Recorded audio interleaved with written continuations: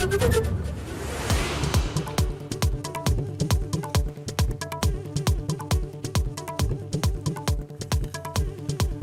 महापालिकेच्या 27 रुग्णालयांना आजपासून औषध पुरवठा बंद करण्याचा पुरवठादारांचा इशारा।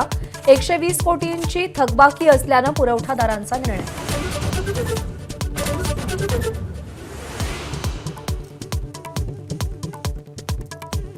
संतोष देशमुखांचा भाऊ धनंजय आज मस्साजोगमध्ये टॉवरवर चढून आंदोलन करणार। वाल्मिक कराडला हत्येच्या गुन्ह्यात आरोपी करण्याची मागणी।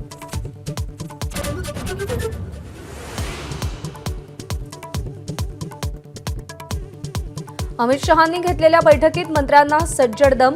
सरकारच्या प्रतिमेला धक्का लागेल असं कृत्य करू नका, जनतेशी संपर्क ठेवा, शहांच्या सूचना।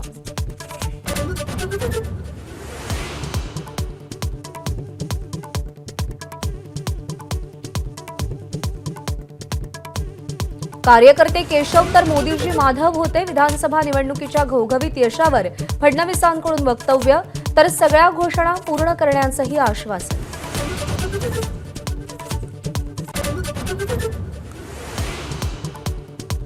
नाशिकच्या द्वारका परिसरात लोखंडी सळ्यांनी भरलेल्या ट्रकला पिकअपची धडक। अपघातामध्ये 8 जणांचा मृत्यू।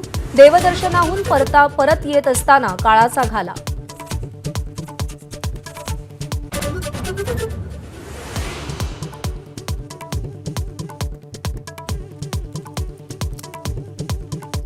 नवी मुंबईतील पाम बीचवरती भरधाव कारची दुचाकीला धडक।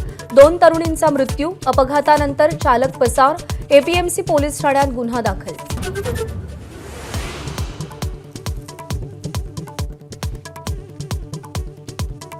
विकास कामं जून जुलैमध्ये तर टेंडर ऑगस्टमध्ये। नागपूरमध्ये झेडपीच्या कार्यतत्परतेचा अजब नमुना। सीईओ कडून भ्रष्ट अधिकाऱ्यांची पाठराखण।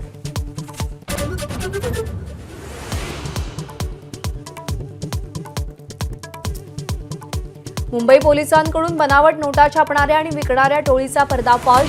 4 अटकेत। 500 आणि 200 रुपयांच्या बनावट नोटा जप्त।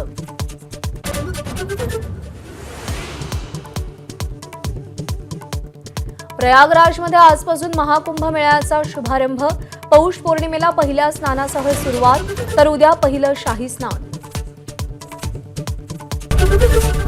एबीपी माझा, उघडा डोळे बघा नीट।